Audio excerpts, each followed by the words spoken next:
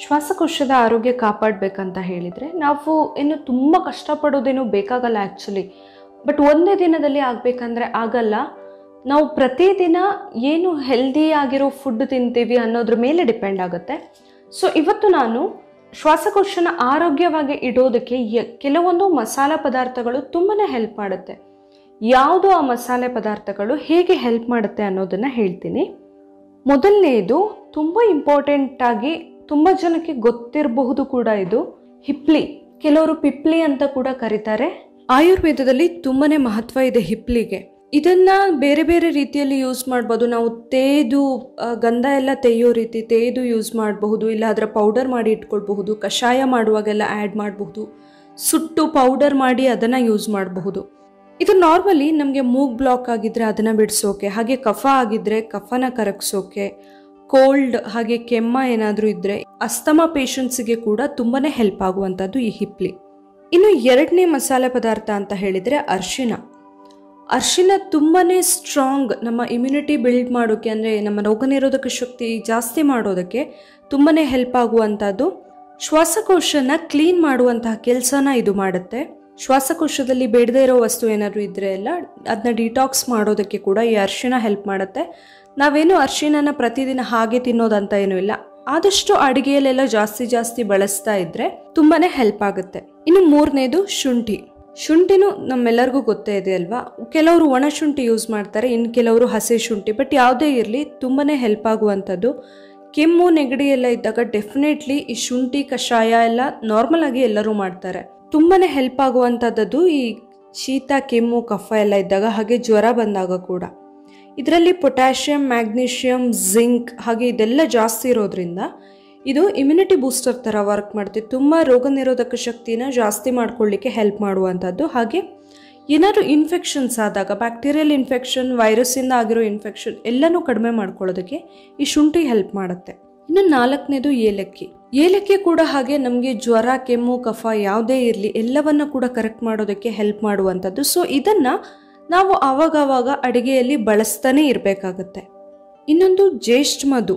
ಇದನ್ನು ನಾರ್ಮಲಿ ಕಷಾಯ ಎಲ್ಲ ಮಾಡುವಾಗ ಯೂಸ್ ಮಾಡ್ಬೋದು, ಕಷಾಯ ಪೌಡರ್ ಎಲ್ಲ ಮಾಡುವಾಗ ಯೂಸ್ ಮಾಡ್ತಾರೆ. ಹಾಗೆ ಅದನ್ನ ಪೌಡರ್ ಕೂಡ ಮಾಡಿ ಇಟ್ಕೊಂಡು ಅದನ್ನ ಕೂಡ ಯೂಸ್ ಮಾಡ್ಬೋದು. ಕೆಮ್ಮು ಕಫ ನೆಗಡಿ ಹಾಗೆ ಮೇಯ್ನ್ ಆಗಿ ಅಸ್ತಮಾ ಇರೋರಿಗೆ ತುಂಬಾ ಹೆಲ್ಪ್ ಆಗುವಂಥದ್ದು ಈ ಜ್ಯೇಷ್ಠ ಮಧು. ಇನ್ನೊಂದು ಚಕ್ಕೆ.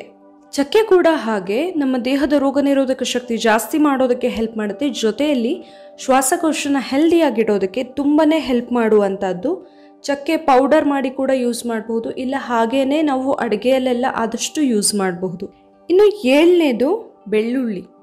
ಬೆಳ್ಳುಳ್ಳಿ ಸ್ಮೆಲ್ ಕೆಲವರಿಗೆ ಇಷ್ಟ ಆಗದೆ ಇರಬಹುದು, ಆದರೆ ಅದರಲ್ಲಿ ಎಷ್ಟೊಂದು ಔಷಧೀಯ ಗುಣ ಇದೆ ಅಂತ ಹೇಳಿದರೆ ಶೀತ ಆದಾಗ ಕೂಡ ಯೂಸ್ ಮಾಡಬಹುದು. ಕೆಮ್ಮು ಕಫ ಯಾವುದೇ ಇರಲಿ, ತಲೆನೋವು ಎಲ್ಲದಕ್ಕೂ ಕೂಡ ಹೆಲ್ಪ್ ಆಗುತ್ತೆ. ಜೊತೆಯಲ್ಲಿ ಶ್ವಾಸಕೋಶದ ಆರೋಗ್ಯಕ್ಕಂತೂ ಹೇಳಿ ಮಾಡಿಸಿದ ಮಸಾಲೆ ಪದಾರ್ಥ ಅಂತ ಹೇಳ್ಬೋದು.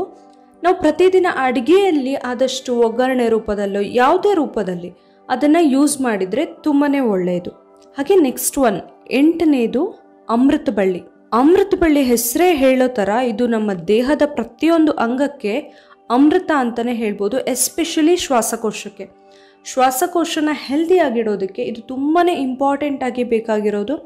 ತುಂಬ ಈಸಿಯಾಗಿ ಮನೆಯಲ್ಲಿ ಪಾಟಲ್ಲಿ ಕೂಡ ಬೆಳೆಸಬಹುದು ಇದನ್ನು. ಇಂತಹ ಒಂದು ಗಿಡ ಮನೆಯಲ್ಲಿ ಇದ್ದರೆ ನಾವು ಎಷ್ಟೋ ಸಮಸ್ಯೆಗಳನ್ನು ಈಸಿಯಾಗಿ ದೂರ ಮಾಡ್ಕೊಳ್ಬಹುದು. ಇದರ ಕಷಾಯ ಎಲ್ಲ ಆವಾಗ ಮಾಡಿ ಕುಡಿತಾ ಇದ್ದರೆ ನಾವು ತುಂಬಾ ಹೆಲ್ದಿಯಾಗಿರ್ತೀವಿ. ಜೊತೆಯಲ್ಲಿ ಇಂಪಾರ್ಟೆಂಟ್ಲಿ ನಾನು ಹೇಳ್ತಾ ಇರೋದು ಶ್ವಾಸಕೋಶದ ಆರೋಗ್ಯಕ್ಕೆ, ಶ್ವಾಸಕೋಶ ಕ್ಲೀನ್ ಆಗಿರೋದಕ್ಕೆ, ಹೆಲ್ದಿಯಾಗಿರೋದಕ್ಕೆ ತುಂಬಾ ಹೆಲ್ಪ್ ಮಾಡುವಂತಹ ಒಂದು ಔಷಧೀಯ ಸಸ್ಯ ಇದು ಅಂತ ಹೇಳಬಹುದು. ಇನ್ನು ಲಾಸ್ಟ್ ಒನ್, ಇದು ನೋಡೋಕ್ಕೆ ತುಂಬಾ ಚಿಕ್ಕದಾಗಿರುತ್ತೆ, ಆದರೆ ಅದರ ಇಫೆಕ್ಟ್ ಇದೆ ಅಲ್ಲ, ಅದು ಎಷ್ಟು ಚೆನ್ನಾಗಿ ಕೆಲಸ ಮಾಡುತ್ತೆ ಅಂದರೆ ಕಂಪಲ್ಸರಿ ನಾವು ಅಡುಗೆಯಲ್ಲೇ ಯೂಸ್ ಮಾಡಲೇಬೇಕಂತದ್ದು. ಅದು ಯಾವುದು ಅಂತ ಹೇಳಿದರೆ ಓಂ ಕಾಳು. ಪ್ರತಿಯೊಂದು ಆರೋಗ್ಯ ಸಮಸ್ಯೆಗೂ ಕೂಡ ಇದು ಯೂಸ್ ಆಗುತ್ತೆ. ಶೀತ ಆಗಿದ್ರೆ ಇದನ್ನ ಕೊಡಬಹುದು, ಗ್ಯಾಸ್ಟ್ರಿಕ್ ಪ್ರಾಬ್ಲಮ್ ಇದ್ದರೆ ಆಗುತ್ತೆ, ಅಜೀರ್ಣ ಇದ್ದರೆ ಆಗುತ್ತೆ.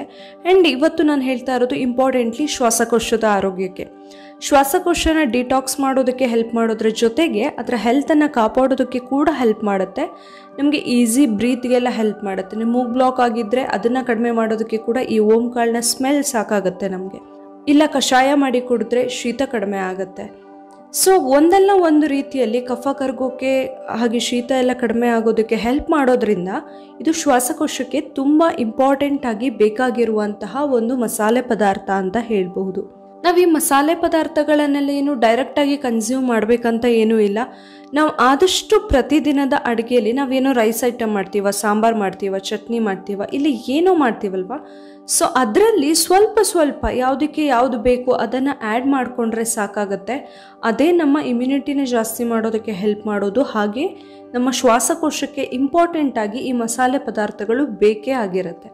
ಸೊ ಇದನ್ನೆಲ್ಲ ನಾವು ಆದಷ್ಟು ಯೂಸ್ ಮಾಡ್ತಾ ಇದ್ದಾಗ ನಮ್ಮ ಶ್ವಾಸಕೋಶದ ಸಮಸ್ಯೆಗಳು ನಮಗೆ ಅಷ್ಟೊಂದಾಗಿ ಕಂಡು ಬರೋದಿಲ್ಲ. ಕಂಡು ಬಂದರೂ ಕೂಡ ತುಂಬ ಸೀರಿಯಸ್ ಆಗಿ ಏನೂ ಆಗೋದಿಲ್ಲ. ಸೊ ಶ್ವಾಸಕೋಶನ ಆರೋಗ್ಯವಾಗಿಡೋದಕ್ಕೆ ಇದನ್ನೆಲ್ಲದನ್ನೂ ಕೂಡ ನಾವು ಬೆಳೆಸ್ತಾ ಇರಬೇಕಾಗತ್ತೆ.